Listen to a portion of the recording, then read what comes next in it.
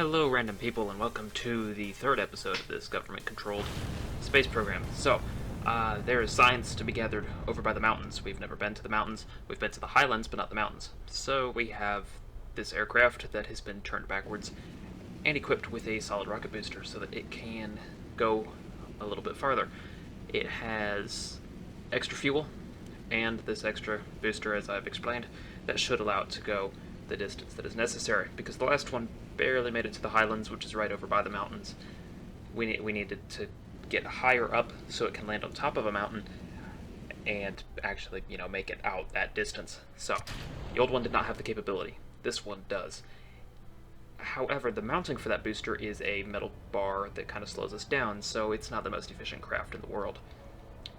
Anyways, after a long flight and burning through a very large amount of fuel, we are really at the limits of the range of this aircraft.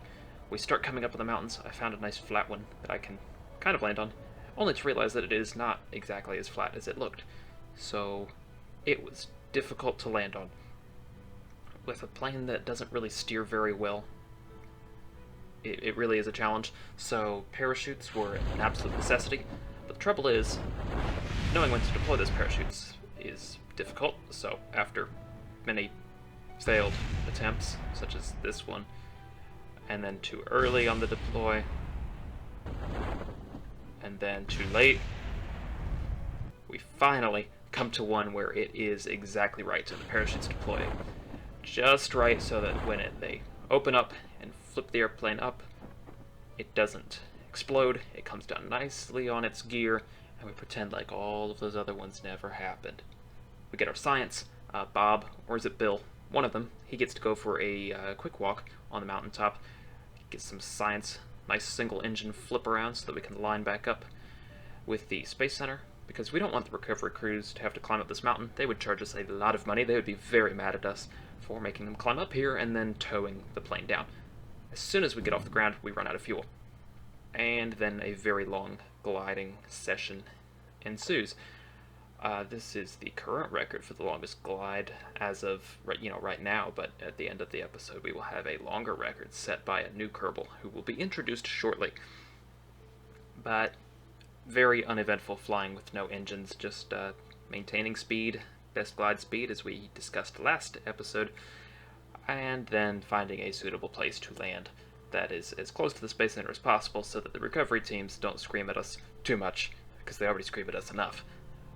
Landings a lot easier on these grassy plains than on the top of a mountain. No parachutes left, so has to be done very carefully.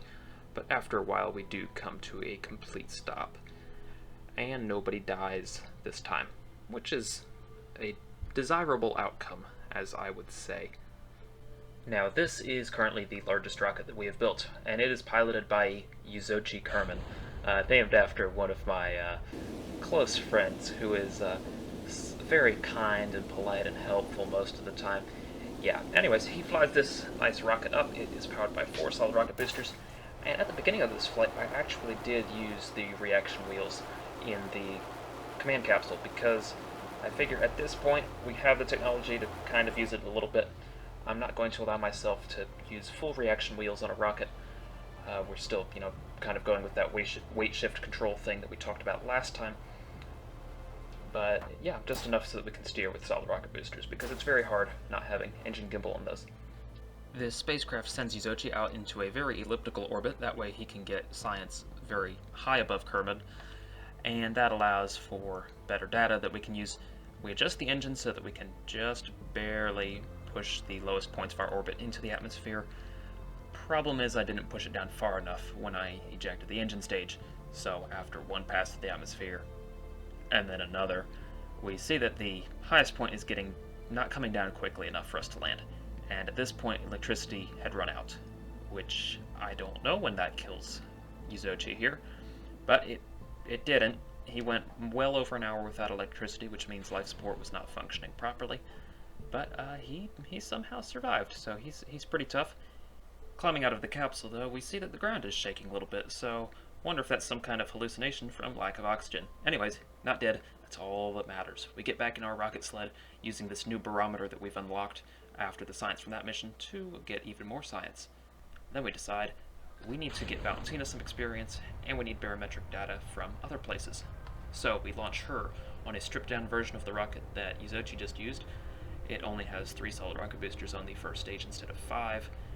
It's not designed to go as far, but the point is, we're getting science close to Kerbin, and we learned how to do a proper entry back into the atmosphere after a nice orbit.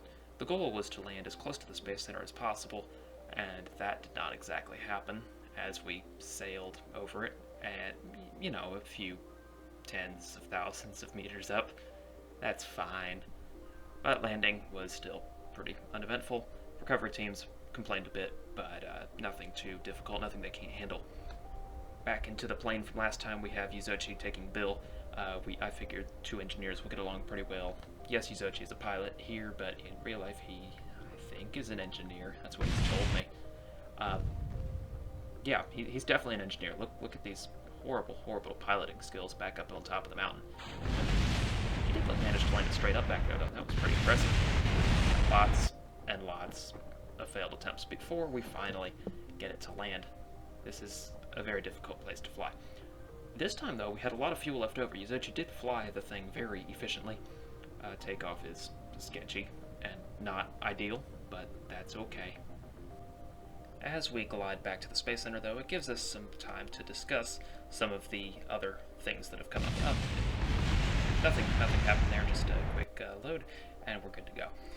But my Kerbals have currently been working for free, so my question is, how much should I be paying them? And should I be paying, the people who work in the vehicle assembly building, the spaceplane hangar? Should I be paying the recovery teams more? Nah, they take their fair cut out of the return price, so not them. But yeah, what should I be paying them?